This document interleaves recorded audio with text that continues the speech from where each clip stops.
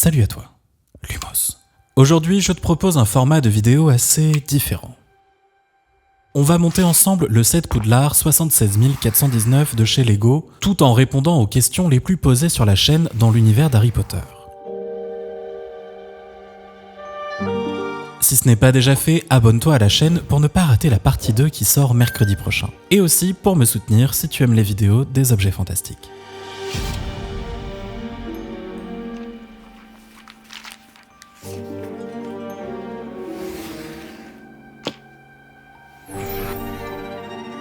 Attention, je te préviens, pour répondre aux questions, je vais devoir révéler pas mal de choses. Donc si tu n'as pas lu tous les livres ou vu tous les films, il y a des infos qui peuvent te spoiler.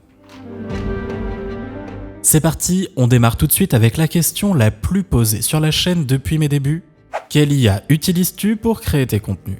Et non, rien à voir avec Harry Potter, mais vous êtes nombreux à me demander la recette miracle de mes potions, de mes vidéos, pour refaire plus ou moins rapidement la même chose. Et je suis désolé de vous l'apprendre, mais je ne suis qu'un moldu et je n'ai pas de baguette magique pour faire ça en 2 clics.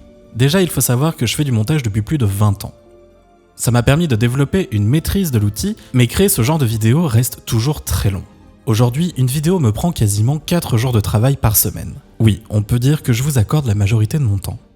J'écris moi-même, j'enregistre ma propre voix, sans filtre, je génère quelques-unes des images via une IA générative d'Adobe, puis je les assemble, les anime et monte le tout. Donc l'IA ne représente que 20% du travail, une seule étape sur 5. Je travaille tous les jours à trouver des alternatives propres pour ne plus passer par l'IA sur la génération d'images, car je suis conscient de son impact écologique notamment. Première règle que je m'impose, toute image générée doit être utilisée. Donc si le résultat n'est pas à la hauteur de mes attentes, je retravaille l'image sur Photoshop pour ne pas gaspiller des ressources en jetant à la poubelle une génération d'images qui est énergivore. Avec le temps, j'améliore de plus en plus mes prompts pour être sûr de viser juste à chaque fois. Ça, c'est pour les images. Pour le reste, tout est bien humain et majoritairement fait sur la suite Adobe. Photoshop, After Effects et Premiere Pro notamment. Maintenant, revenons à Harry Potter avec les questions les plus récurrentes ces derniers jours.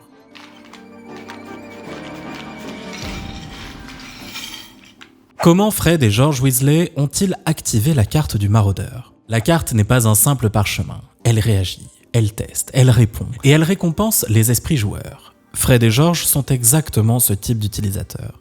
Ils essayent, ils déduisent, ils persistent et ils finissent par tomber sur la bonne porte d'entrée. Et une fois que la carte comprend qu'ils ne veulent pas la détruire, mais l'utiliser, on peut penser qu'elle se laisse faire. Petite théorie raisonnable, elle donne de minuscules indices à ceux qu'elle juge compatibles. Et puis, en termes d'esprit joueur et farceur, il y en a un qui a bien connu les maraudeurs et qui aurait pu aider les jumeaux Weasley.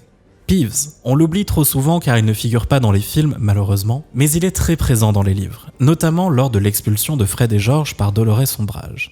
Les jumeaux, sur le départ, lui font promettre de faire vivre un véritable enfer à la professeure démoniaque. Peeves se met alors au garde à vous, signe de son profond respect pour les jumeaux Weasley.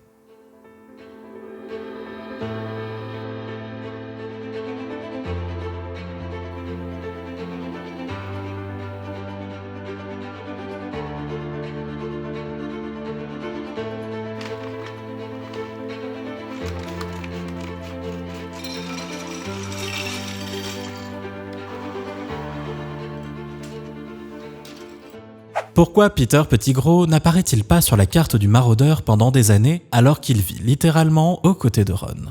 En fait, il apparaît. Le vrai mystère, c'est pourquoi personne ne le remarque. Durant des années, Fred et George n'utilisent pas la carte pour espionner le dortoir de Ron. Ils l'utilisent pour éviter les professeurs et trouver des passages. Et sur la carte, une salle commune pleine, c'est un embouteillage de noms.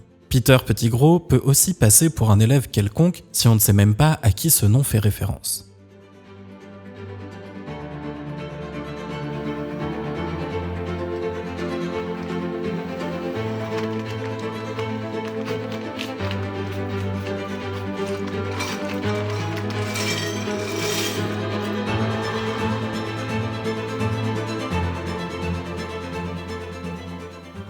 Pourquoi Voldemort n'a-t-il jamais tenté de créer plus d'Horcruxes après avoir atteint le nombre de 7 ? Eh bien parce qu'il se croit arrivé au sommet. Voldemort vise le 7 comme un chiffre de puissance, et il veut construire une œuvre parfaite, pas juste une collection infinie. Surtout, chaque Horcrux abîme l'âme, la fragilise et la rend instable. Donc plus il en crée, plus il se sabote sans le comprendre. On peut penser qu'il devient prisonnier d'une superstition mathématique, au point de ne même plus envisager qu'il ait raté quelque chose. Comme la création d'un 8e Horcrux sans le vouloir. Et c'est d'ailleurs peut-être grâce à cette maladresse qu'il n'est pas vraiment invincible grâce au pouvoir du chiffre 7.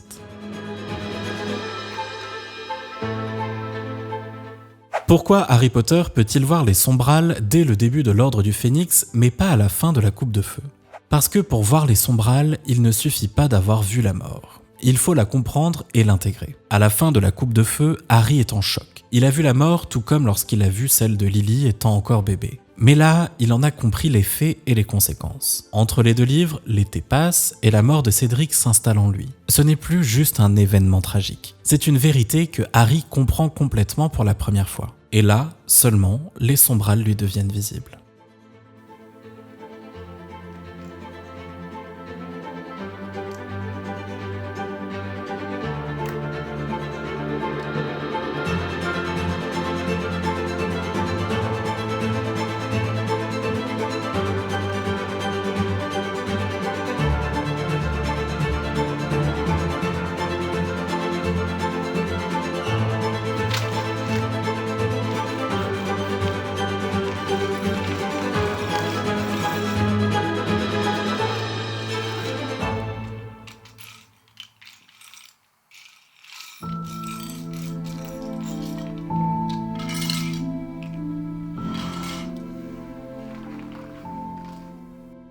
Le Choixpeau a-t-il eu raison de vouloir envoyer Harry à Serpentard et qu'est-ce que cela révèle vraiment sur sa personnalité? Vous me demandez souvent si Harry est, au fond de lui, plutôt Serpentard que Gryffondor. Le Choixpeau ne colle pas une étiquette. Il lit des tendances intimes et personnelles chez les sorcières et sorciers qu'il sonde. Chez Harry, il sent l'ambition, la volonté de prouver, la capacité à contourner l'obstacle et aussi une influence sombre liée à Voldemort. Peut-être dû au fragment d'âme de Voldemort qui vit en lui sans le savoir. Mais le point central, c'est que le Choixpeau écoute le choix. Il annonce Serpentard, mais Harry refuse. Et cette décision dit tout. Il n'est pas défini par ce qu'il pourrait devenir, il est défini par ce qu'il choisit d'être. Donc, dans ce sens, Harry est bel et bien un véritable Gryffondor.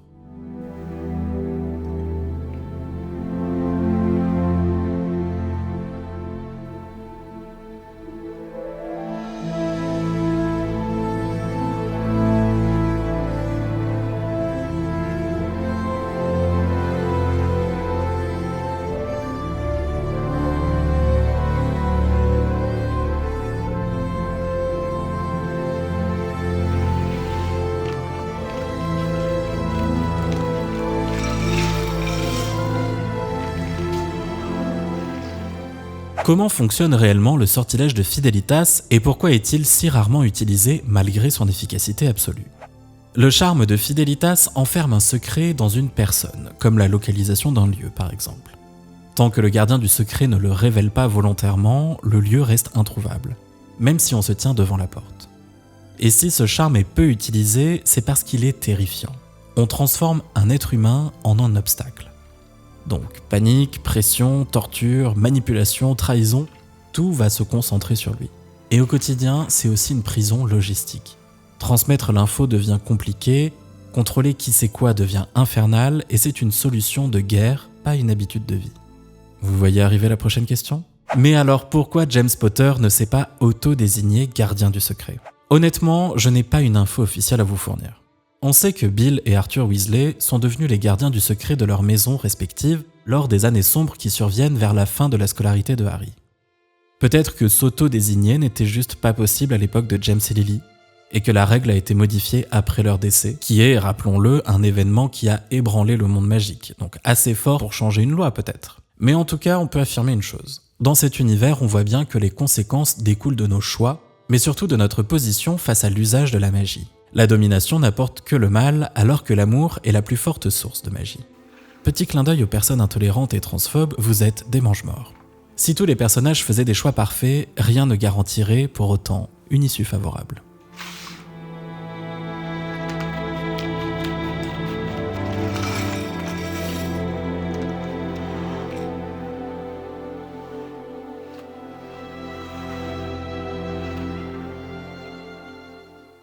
Pourquoi Lily Potter est-elle la seule à produire une protection magique aussi puissante par le sacrifice ?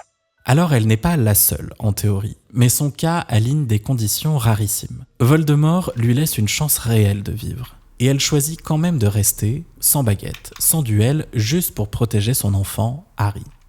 C'est ce choix, libre et conscient, qui va déclencher une magie très ancienne. Beaucoup pensent que mourir pour quelqu'un suffit, mais dans l'histoire, tout repose sur la possibilité de fuir et la décision de ne pas le faire. Petite théorie, cette magie ressemble à une sorte de pacte archaïque, une loi profonde du monde magique que Voldemort refuse de reconnaître.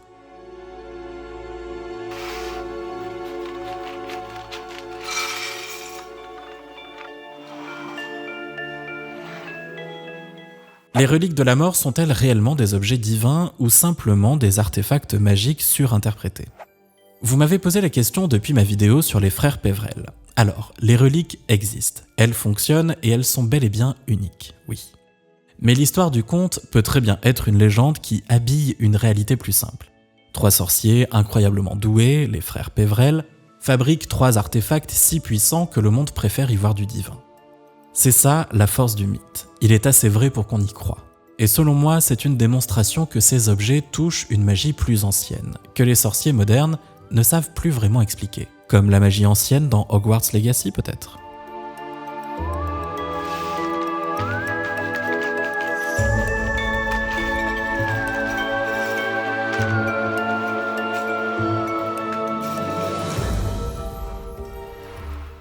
Dumbledore savait-il, dès la pierre philosophale, que Harry devrait mourir pour vaincre Voldemort ?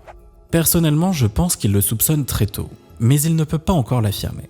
Dumbledore comprend vite que le lien entre Harry et Voldemort est anormal, et il observe Harry comme on observe un phénomène potentiellement dangereux. Mais la certitude vient quand les pièces s'emboîtent. Le journal de Jedusor, puis l'idée que Voldemort a morcelé son âme.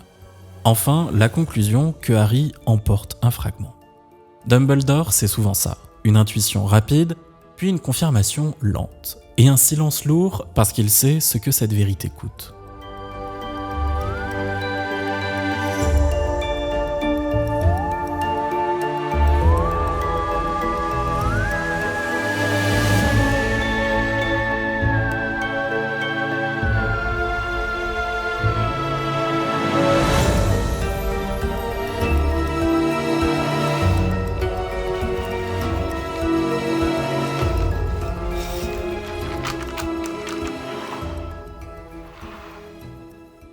Pourquoi dit-on que Poudlard est l'école la plus sûre, mais à la fois la plus dangereuse du monde magique ?